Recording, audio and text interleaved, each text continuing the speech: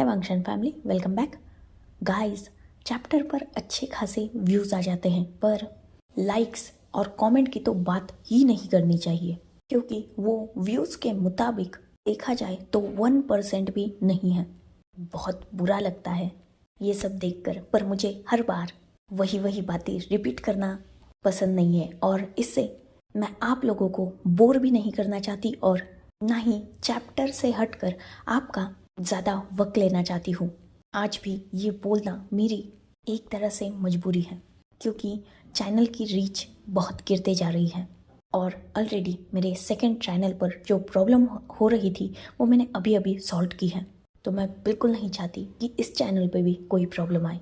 तो guides please support कर दिया करो। एटलीस्ट आपका एक प्रीशियस कमेंट भी दिल को खुश कर जाता है और अंदर से वो किक मिलती है नेक्स्ट चैप्टर जल्द से जल्द रिकॉर्ड करके अपलोड करने की। सो प्लीज़ प्लीज़ प्लीज़ आप अपनी ऑथर की रिक्वेस्ट की रिस्पेक्ट करेंगे, इसी उम्मीद में let's start our new chapter.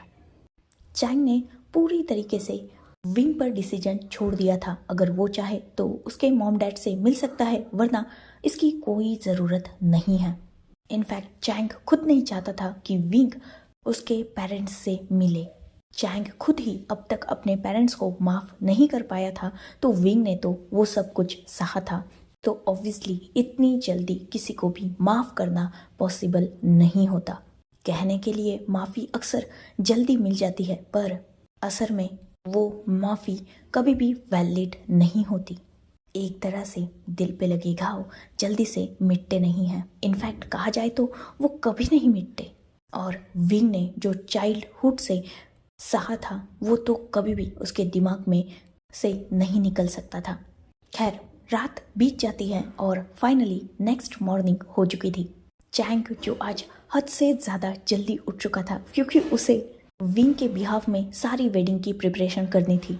वैसे तो देखा जाए तो सारी प्रिपरेशन ऑलरेडी हो ही चुकी थी, पर वो होती है ना ओवर एक्साइटमेंट। चैंग विंग के लिए विंग से भी ज़्यादा खुश था और वो अपने बिहाफ से कोई भी कमी नहीं रखना चाहता था, जिस वजह से वो हर पॉसिबल कोशिश कर रहा था जिससे विंग की वेडिंग बेस्ट हो सके और हर चीज़ परफेक्ट हो सके। उसने बहुत जल्द ही सारी प्रिपरेशन करके रखी थी और अब वो विंग के रूम में जा रहा था उसे जगाने के लिए। चैंग विंग के रूम में पहुंचता है और वो विंग को जगाने लगता है। वही विंग जो वांग जी के ही सपनों में शायद खोया हुआ था, इसीलिए तो उसके फेस पर एक ब्यूटीफुल स्माइल थी। वो चैंग के जगाने से धीरे धीरे अपनी आईज ओपन करता है। जैसे ही उसने आईज ओपन की थी, उसके फेस पर जो नींद में मुस्कुराहट थी वो और भी ज़्यादा बड़ी हो चुकी थी। चैंग जो विंग को प्रिपेयर होने के लिए कहता है और खुद तुरंत ही ब्रेकफास्ट लाने के लिए चला जाता है, क्योंकि ऑलरेडी नीचे मिस्टर एंड मिसेस जियांग थे। तो चैंग बिल्कुल नहीं चाहता था कि विंग सुबह सुबह अपसेट हो, इसीलिए वो अपने भाई का ब्रेकफास्ट उसके रूम में ही लेके जाता है। चैंग खुद विंग को फिर से अपने हाथों से बच्चों की तरह खिलाता है और चैंग विंग को इन्फॉर्म करता है कि बहुत जल्द उसके हेयर स्टाइलिस्ट, मेकअप्स और बाकी सारे लोग आने वाले हैं उसे रेडी करने के लिए, तो वो खुद को उसके लिए प्रिपेयर रखें। विंग जो सच में चैंग का ये केयर और पैम्पर देखकर बहुत ज़्यादा खुश हो चुका था। सच में प्यार में बहुत ताकत होती है। जो इंसान पहले प्यार से नफरत करता था, आज वही इंसान सामने वाले के प्यार को, पैम्परिंग को, केयर को एक्सेप्ट कर रहा है और उसे इंजॉय कर रहा है। चैंग डेफिनेटली यही तो चाहता था। वो चाहता था कि उसका भाई अपने अंदर जो प्यार के लिए नफरत पाले हुए है वो पूरी तरीके से ख़त्म हो जाए और फिर से विंग अपने नॉर्मल लाइफ में वापस आ जाए। हाँ, विंग ने ऑलरेडी वांग जी को प्रपोज करके ये कह दिया था कि हाँ, अब वो प्यार से तो नहीं डरता, पर यही एक्सपेक्टेशन चैंग भी विंग से कर रहा था। चैंग भी चाहता था कि विंग भी उससे बोले कि विंग उससे प्यार करता है। विंग बोल नहीं रहा था, पर हाँ, चैंग उसकी हरकतों से यह समझ चुका था कि विंग उसे एज अ ब्रदर एक्सेप्ट कर चुका है। पर वो होता है ना, कभी कभी मुंह से बोलना भी ज़रूरी होता है। चैंग चाहता था कि विंग उसे भी बोले कि उसने चैंग को माफ़ कर दिया है और चैंग से वो भी प्यार करता है। एज हीज ब्रदर, चैंग की भी विंग की लाइफ में एक जगह है। और ये सुनने के लिए चैंग जिंदगी भर भी विंग का इंतज़ार भी कर सकता था और साथ ही विंग को ऐसे पैम्पर भी कर सकता था। मतलब ये बिल्कुल नहीं था कि विंग के कहने के बाद चैंग विंग की केयर करना छोड़ देता। ऑब्वियसली वो अपने भाई से सच्चा प्यार करता था और उसे कभी भी छोड़ने वाला नहीं था। खैर, कुछ ही देर बाद विंग को पता चलता है कि सारे लोग यहाँ आ चुके हैं और अब उसे प्रिपेयर होना है वेडिंग के लिए, या यूँ कहा जाए वांग जी के लिए। खैर, चैंग विंग को रूम में लेने आता है और वो विंग को अपने साथ एक दूसरे रूम में लेके जाता है जहाँ ऑलरेडी सारी प्रिपरेशन करके रखी थी। चैंग विंग को बात लेने के लिए बोलता है और बाद में विंग रेडी होने लगता है। वही दूसरी तरफ लैन मेंशन में वांग जी की भी अच्छी खासी खातिरदारी चल रही थी। सिचैन और चिंग दोनों भी वांग जी को जितना टीज कर रहे थे उतना ही उसे रेडी भी कर रहे थे। उसने भी बात ले लिया था और वो भी रेडी हो रहा था। फेस पर बड़ी सी स्माइल लिए आज वांग जी की खुशी का कोई ठिकाना नहीं था। उसकी आंखों की वो शाइन जो अपने प्यार को हासिल करने की थी, सच में उसे और भी ज़्यादा हैंडसम और अट्रैक्टिव बना रही थी। सच में यार, अपने प्यार से शादी करने की खुशी कुछ और ही होती है। और आज इस खुशी में एक नहीं बल्कि 4 लोग जी रहे थे और 2 कपल बनने वाले थे। शाओ शिनचैन और शू यांग भी अपनी अपनी वेडिंग के लिए रेडी हो रहे थे।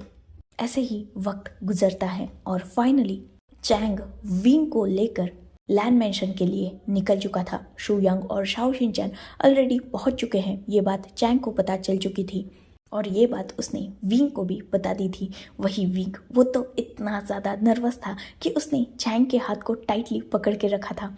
खैर, चैंग भी ये सब समझ सकता था, इसीलिए वो विंग को थोड़ा टीज कर रहा था। पर विंग, जिसके मिक्स्ड इमोशन थे, वो सच में हैप्पी था। कुछ ही देर बाद विंग और चैंग भी लैन मेंशन में पहुंच जाते हैं। उनका ग्रैंड वेलकम होता है और बाद में पोडियम पर वेट कर रहे वांग जी के पास चैंग विंग का हाथ पकड़ के लेके जाता है। साथ ही mister and missus Shao Shinchan के हाथ को पकड़े उसे शू यांग की तरफ लेके जा रहे थे। दोनों भी टॉप अपनी बॉटम्स का बहुत बेसब्री से इंतज़ार कर रहे थे और चारों के आइज की शाइन तो बस देखने लायक थी। बॉटम तो इतना ब्लश कर रहे थे कि अपने हेड को ऊपर तक नहीं उठा रहे थे। वही दोनों टॉप की नज़र अपने सून टू बी हस्बैंड्स के ऊपर से हट ही नहीं रही थी। मिस्टर एंड मिसेस शाओ शू यांग के हाथ में शाओ शिनचैन का हाथ रख देते हैं और अपने बेटे की टेक केयर करने के लिए कहते हैं। शू यांग नोट करता है और वो शाओ शिनचैन के हाथ को होल्ड कर लेता है। वहीं दूसरी तरफ चैंग भी विंग का हाथ वांग जी के हाथ में रख देता है। वांग जी, जिसने स्ट्रांगली विंग के हाथों को पकड़ लिया था, ये देखकर विंग एक हल्की सी स्माइल करता है। वही चैंग वांग जी की तरफ देखकर अपनी सॉफ्ट वॉइस में कहता है, वैसे कहने की ज़रूरत नहीं है तुम्हें, क्योंकि मैं जानता हूँ तुम मेरे भाई का ख्याल इस दुनिया में सबसे ज़्यादा अच्छी तरीके से रख सकते हो। मैं बहुत खुश हूँ ये बात देखकर कि तुम्हारी लाइफ में सिर्फ मेरा भाई एक अकेला प्रीशियस पर्सन बन के रहेगा। इसका पास्ट चाहे कुछ भी हो पर फ्यूचर ब्राइट है। ये बात देखकर मुझे सच में खुशी हो रही है। So thank you very much. ना सिर्फ इसलिए कि तुमने मेरे भाई को एक्सेप्ट किया और उसे प्यार पर बिलीव दिलाया, बल्कि इसलिए भी कि तुमने मुझे भी बहुत हेल्प की है मेरे भाई को वापस पाने के लिए। वांग जी नोट करता है और वो विंग को ऊपर ले लेता है। दोनों भी कपल आमने सामने खड़े थे। प्रीस्ट दोनों की तरफ देखता है और अपने वॉव्स स्टार्ट कर देता है। बाद में शादी कंप्लीट होने के बाद रिंग एक्सचेंज करने के बाद प्रीस्ट दोनों को भी किस करके शादी को लॉक करने के लिए बोलते हैं।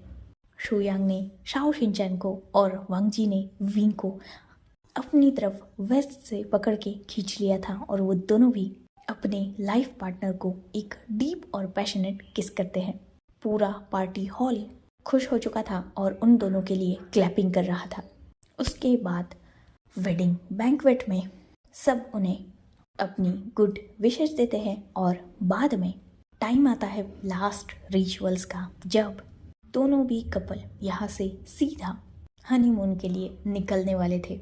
मतलब अपने अपने हस्बैंड के साथ यहाँ से जाने वाले थे।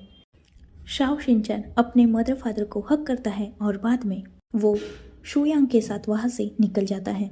वही विंग वो चैंग के पास जाता है। चैंग जिसकी आंखों में आज लिटरली आंसू थे, विंग उसे टाइटली हक करता है और वो दोनों भाई एक अच्छा सा हक शेयर करने के बाद विंग चैंग से दूर होता है और उसकी तरफ देखते हुए अपनी टीयरी आईज से कहता है, कभी कभी सच में रिग्रेट होता है, काश मैंने उसी वक्त आपको सच्चाई बता दी होती तो शायद मुझे इतने साल ये सब कुछ सहना नहीं पड़ता। पर बिलीव मी भाई, इन 5 दिनों में भी आपसे जितना प्यार पाया है ना मैंने, उसने उन सारे साल की भरपाई कर दी जो मैंने आपके और अपने परिवार के बिना गुजारे हैं। मैं सच में आपको अपनी लाइफ में पाकर बहुत ज़्यादा खुश हूँ और बहुत ज़्यादा खुश हूँ कि मैं आपका सगा ब्लड रिलेटेड ब्रदर हूँ। थैंक यू वेरी मच उस दिन मुझे ठीक से समझाने के लिए, मुझे संभालने के लिए और फिर से मेरी लाइफ में आने के लिए। लव यू सो मच भाई, आप हमेशा मेरी लाइफ में इम्पॉर्टेंट रहेंगे। पास्ट चाहे कुछ भी हो, पर फ्यूचर में मैं हमेशा होप करूँगा कि जब भी मैं मुसीबत में रहूँ मेरा भाई मेरे पास हो। चैंग नोट करता है और वो विंग के फोरहेड पर किस करता है किसी छोटे बच्चे की तरह। विंग चैंग को एक स्वीट स्माइल पास करता है और अचानक उसकी नज़र चैंग के पीछे खड़े मिस्टर एंड मिसेस जियांग की तरफ जाती है। चैंग भी विंग की नज़रों को फॉलो करता है और अपने पीछे देखता है। इससे पहले कि चैंग कुछ बोल पाता, विंग चैंग को क्रॉस करके उन दोनों के सामने खड़ा हो जाता है। उन दोनों के भी आंखों में आंसू थे और उनके फेस पर गिल्ट साफ तौर पे नजर आ रहा था। विंग उन्हें जस्ट अपनी नॉर्मल वॉइस में कहता है, मैं शायद ही कभी आप दोनों को माफ कर पाऊंगा, और अगर सच कहा जाए तो मैं करना भी नहीं चाहता हूँ, क्योंकि पहले तो मुझे सिर्फ ये लगता था कि आप दोनों मुझसे नफरत करते हैं, जिस वजह से आप ये सब कुछ कर रहे हैं। पर जैसे जैसे बड़ा होता गया मुझे सच्चाई पता चलती गई, और अब सच कहा जाए तो मैं आप दोनों के लिए कुछ भी फील नहीं करता। इनफैक्ट ऑलरेडी मेरी लाइफ में आप दोनों की जगह कोई और ले चुका है। इतना बोलकर विंग मिस्टर एंड मिसेस लैन की तरफ देखता है और दूसरी नज़र फिर से जियांग कपल पर डालते हुए कहता है, वो दोनों ऑलरेडी मेरे मॉम डैड बन चुके हैं। जब मुझे आप दोनों की सबसे ज़्यादा ज़रूरत थी तब आप मेरी लाइफ में बिल्कुल नहीं थे, और अगर थे भी तो बस मुझे टॉर्चर करने के लिए। पर आज मुझे आप दोनों की बिल्कुल ज़रूरत नहीं है। आज मेरे पास मेरी पूरी फैमिली है। मैं बस आपको थैंक्स कहना चाहता हूँ। शायद आप सब मेरे साथ वो कुछ नहीं करते सब कुछ, तो मुझे लाइफ का इतना बड़ा लेसन भी नहीं मिलता और इतना बड़ा दर्द भी नहीं मिलता, पर साथ ही मेरी लाइफ का सबसे प्रीशियस पर्सन भी मुझे नहीं मिलता। इसीलिए देखा जाए तो सब ठीक है। तब मैं आपकी लाइफ में होकर भी आपके लिए एग्जिस्ट नहीं करता था। आज आपकी भी मेरी लाइफ में बिल्कुल वैसे ही कंडीशन है। आप लोग भले ही मेरी लाइफ में एग्जिस्ट करते हो, पर मुझे उससे कोई फ़र्क नहीं पड़ता। बस एक बात के लिए मैं आपका थैंकफुल हूँ कि आपने मुझे चैंग जैसा भाई दिया है, पर उसके लिए भी मैं आपको माफ़ नहीं कर सकता, क्योंकि आप ही की वजह से मैं अपने घर से इतना ज़्यादा दूर भी था। आपने कभी भी मुझे ये नहीं बताया कि मेरा भाई मेरी केयर करता है। शायद अगर आप तब मुझे ये बता देते कि एटलीस्ट 1% तो भी मेरी लाइफ में ऐसा है जो मेरी दिल से केयर करता है, तो मैं उस दिन आपके घर से जाने के बाद सीधा मेरी ग के पास जाता। इससे मेरी लाइफ 100% थोड़ी इजी रहती, क्योंकि मेरे ग मुझे संभाल ही लेते जैसे उन्होंने कुछ दिन पहले संभाला। पर ठीक है, अब सब कुछ ठीक है, मैं भी ठीक हूँ। मेरे और मेरे भाई के बीच में जो रिश्ता है वो भी ठीक है। आप दोनों की वजह से जिस प्यार और फैमिली से मैं नफरत करने लगा था, आज वो भी मेरे पास है। मेरी लाइफ में अब टॉक्सिसिटी की और टॉक्सिक लोग दोनों की भी कोई ज़रूरत नहीं है। मैं बहुत हैप्पी हूँ अपनी लाइफ में, और अब चाहूँगा कि आप भी मुझे भूल कर हमेशा अपनी लाइफ में हैप्पी रहिए। वैसे भी तब भी मेरी आपकी ज़िंदगी में कोई खास वैल्यू तो थी नहीं और आप मुझसे प्यार तो करते नहीं, लगाव तो आपको मुझसे बचपन से ही नहीं था। तो सच में ये समझ लीजिए कि विंग उसी दिन मर चुका है। आपकी आगे की लाइफ थोड़ी सिंपल जाएगी।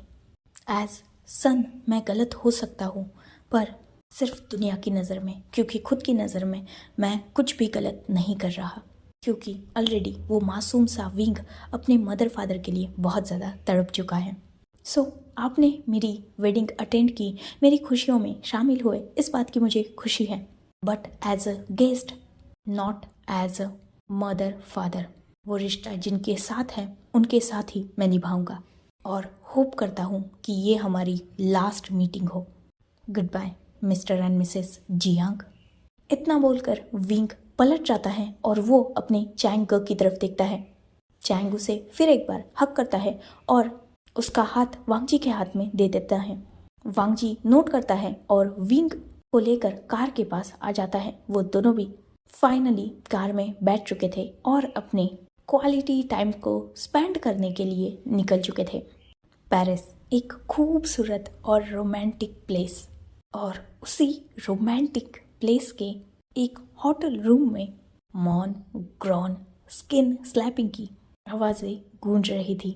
वैसे तो यहाँ वो दोनों भी न्यूली वेडेड कपल घूमने आए थे, पर एक कपल दिन में घूम रहा था और रात में अपनी एक्टिविटी में, मतलब एक दूसरे में गुम हो रहा था, शुयांग और शाओ शिनचैन। वही दूसरी तरफ यहाँ आए लगभग 4 दिन हो चुके थे, पर विंग शायद ही बेड से नीचे कदम तक रख पाया था। वांगजी ने उसे इस लायक छोड़ा ही नहीं था। बेचारा खुद से फ्रेश होने के लिए वॉशरूम तक नहीं जा पा रहा था, तो बाहर घूमने क्या ही जाए। खैर, इनका इंटेंस रोमांस तो टेलीग्राम पर देखने को मिलेगा, वहाँ हम रूम के अंदर का सीन देखेंगे। फिलहाल यूट्यूब पर डोर क्लोज है। वैसे तो हनीमून 10 दिन का था और शुयांग शाओ शिनचैन 10 दिन बाद अपनी कंट्री लौट भी चुके थे, पर क्या वांगजी इतनी जल्दी अपने हनीमून को ख़त्म करेगा? बिल्कुल नहीं। एटलीस्ट 20 डे या फिर 25, नहीं 30। खैर, डेज की गिनती बढ़ती जा रही थी और मास्टर लैन, लैन ई, शिचैन, चिंग, चैंग सब कॉल करके विंग और वांगजी को वापस बुला रहे थे, पर वांगजी का रोमांस खत्म होने का नाम नहीं ले रहा था। खैर, करीबन फाइनली 1 मंथ बाद अपना बहुत सारा क्वालिटी टाइम स्पेंड करके विंग और वांगजी अपनी कंट्री के लिए निकल चुके थे।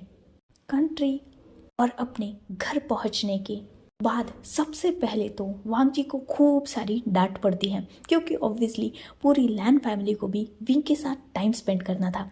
आफ्टर ऑल अब वो उनकी फैमिली का मेंबर जो बन चुका था, पर विंग की जब सबने हालत देखी थी तो सबको लगा था कि हाँ, विंग को सच में रेस्ट की ज़रूरत है। बेचारी की पूरी हालत ख़राब करके रखी थी। टर्टल नेक पहनने के बाद भी उसके हीकिस छुप नहीं रहे थे और लिप्स पर जो बाइट थे वो तो बस एम्बैरेस करने के लिए काफ़ी थे। इनफैक्ट सबको विंग की हालत देखकर इतना बुरा लग रहा था कि सब सोच रहे थे कि क्यों ना विंग और वांगजी को कुछ दिन के लिए सेपरेट रखा जाए ताकि विंग को थोड़ा रेस्ट करने का मौका मिले, पर ऐसा वांगजी होने देगा? वो पूरे लैंड मेंशन को अपने सर पे उठाकर नाच रहा था विंग के लिए। खैर, उन दोनों को सेपरेट तो करना नामुमकिन है और ना ही कोई इन्हें सेपरेट करना चाहता है, भले ही रूम से रात को कितनी भी आवाज़ें आए। खैर, लैंड मेंशन के रूम्स बहुत जल्दी साउंड प्रूफ हो चुके थे ताकि सब रात को चैन से सो पाए।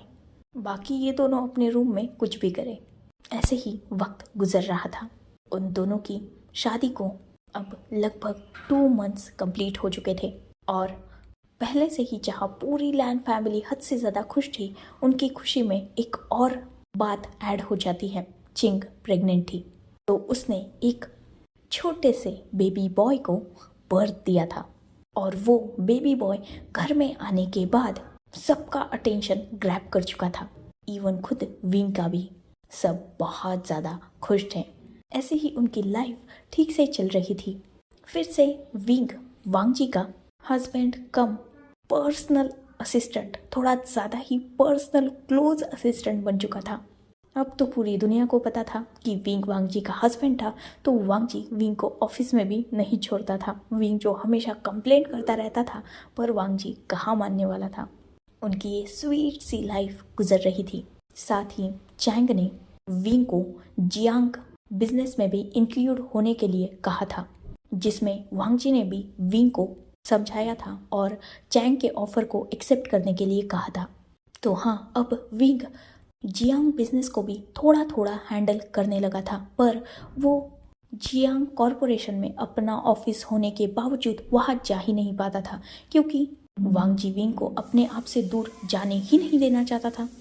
तो अब विंग जियांग कॉरपोरेशन का काम भी लैन कॉरपोरेशन में करता था और वांग जी उसमें विंग की हेल्प भी करता था। जियांग और लैन कॉरपोरेशन अब बहुत से प्रोजेक्ट में साथ वर्क करने लगे थे, क्योंकि चैंग को भी तो चांस चाहिए था अपने भाई के साथ रहने का। ऐसे ही कुछ वक्त गुजरता है और विंग को चैंग का सबसे बड़ा सीक्रेट पता चल जाता है। ऑलरेडी चैंग ने एक गर्लफ्रेंड छुपा के रखी थी, वो भी विंग से। और विंग को जैसे ही ये बात पता चली थी, वो बहुत एक्साइटेड था चैंग की उस गर्लफ्रेंड से मिलने के लिए। म्यान म्या, जो जिन फैमिली की ब्यूटीफुल डॉटर थी, चैंग और उसकी मुलाकात एक बिजनेस मीटिंग के दौरान हुई थी और उन दोनों में पहले अट्रैक्शन, बाद में इन्फैक्चुएशन, उसके बाद बात लव तक पहुंच गई और फाइनली उनका रिलेशनशिप सीक्रेट से पब्लिक हो चुका था। विंग जिसने अपने भाई को जल्द से जल्द वेडिंग करने के लिए कह दिया था, और वो ऑब्वियसली म्यानम्या से भी मिल चुका था, जिसका बिहेव विंग को भी पसंद आया था। म्यानम्या को भी पता था कि विंग के साथ क्या क्या हुआ, ऑलरेडी चैंग ने उसे सब कुछ बता दिया था, इसलिए म्यानम्या भी विंग के साथ बहुत अच्छी तरीके से जेंटली बिहेव कर रही थी। फाइनली कुछ दिन बाद उनकी भी शादी हो जाती है, जिसमें मिस्टर एंड मिसेस जियांग आए तो थे, पर विंग की तरफ से उन्हें कोई भी पॉजिटिव रिस्पांस अभी भी नहीं मिला था। विंग आज भी उन्हें माफ़ नहीं कर पाया था, पर वो अब लैन फैमिली में बहुत ज़्यादा खुश था, साथ ही चैंग की खुशी में भी वो बहुत ज़्यादा खुश था। इनफैक्ट वो जियांग फैमिली को भी अब सिर्फ मिस्टर एंड मिसेस जियांग को भी सिर्फ चैंग की वजह से ही टॉलरेट कर रहा था, पर अभी भी उनसे विंग के रिश्ते बिल्कुल सुधरे नहीं थे। बस अब ये था कि वो दोनों एक छत के नीचे एक दूसरे के आमने सामने रह पाते थे, वो भी कुछ वक्त के लिए ही, पर विंग उन्हें किसी गेस्ट की तरह या अनजानों की तरह ही ट्रीट करता था। भले ही वो दोनों बहुत गिल्टी थे, पर इसमें कोई भी उसकी हेल्प नहीं कर सकता था, क्योंकि ये कहीं ना कहीं उनके ही कर्मों के फल थे, तो अब वो उन्हें भुगतने तो थे ही। खैर, सबकी लाइफ बहुत पीसफुल चल रही थी। नी हुसैन और वेनिंग की भी शादी हो चुकी थी।